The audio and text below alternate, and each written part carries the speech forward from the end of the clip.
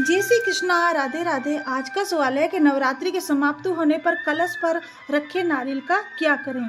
जैसे ही नवरात्र समाप्त होते हैं तो माता रानी की विदाई के बाद कलश का और पूजा सामग्री का क्या करना चाहिए, ये हम सभी को जरूर जानना चाहिए। कन्या पूजन हो जाए, हवन हो जाए, उसके बाद आप माता रानी से क्षमा मांगिए कि यदि हमसे कोई भूल चूक हो गई है तो माता रानी हमें माफ़ करना। जहाँ पर आपने कलश की स्थापना करी है उस कलश के स्थायी स्थान से थोड़ा सा कलश को खिसका दीजिए, जिसे हम कलश हिलाना कहते हैं। नवरात्रि में जो नारियल आप कलश के ऊपर रखते हैं उसे कभी मत फोड़िए, उसमें हमारी मन्नत और माँ का आशीर्वाद शामिल होता है। विजयदशमी को नारियल उठाइए, अपने घर के मंदिर में या तिजोरी में रख दीजिए। 9 दिन पूजा के बाद ये नारियल एकाक्षी नारियल का रूप ले लेता है। ये जितना पुराना होगा उतना ही आपके घर में सुख समृद्धि बढ़ेगी। अगली नवरात्रि में इसका प्रयोग हवन में कर सकते हैं।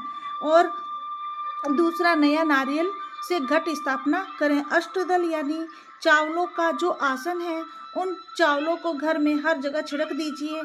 आपका जो व्यापार है वहाँ छिड़क दीजिए और बचे हुए चावल को चिड़िया को उछाल दीजिए। आम के पत्तों या अशोक के पत्तों के सहारे जो कलश का जल है वो आंगन में, घर के हर कमरों में, घर के बाहर, व्यापार के अंदर, व्यापार के बाहर छिड़क दीजिए। बचे हुए जल को तुलसी के पौधों में अर्पित कर दीजिए।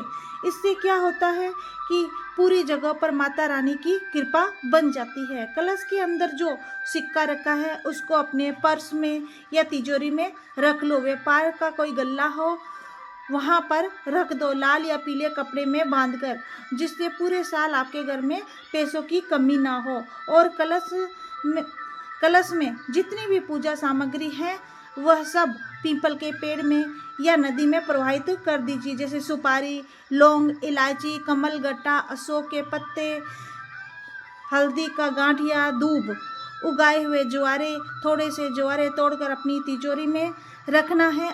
कौडी और गोमती चक्र, रुपया भी लाल या पीले कपड़े में बांधकर तिजोरी में रखना है। 9 बार कलावा लपेटा हुआ नारियल भी तिजोरी या घर के मंदिर में रखना है। कलश तांबे का है तो घर के मंदिर में, और कलश मिट्टी का है तो पीपल के पेड़ में या नदी में प्रवाहित कर दीजिए।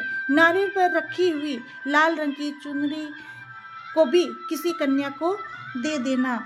और हाँ, यदि अभी तक आपने इस चैनल को सब्सक्राइब नहीं किया है तो अधिक से अधिक जानकारी लेने के लिए इस चैनल को प्यार से यानी दिल से सब्सक्राइब जरूर कीजिएगा। एक बार फिर जय श्री कृष्णा। राधे राधे।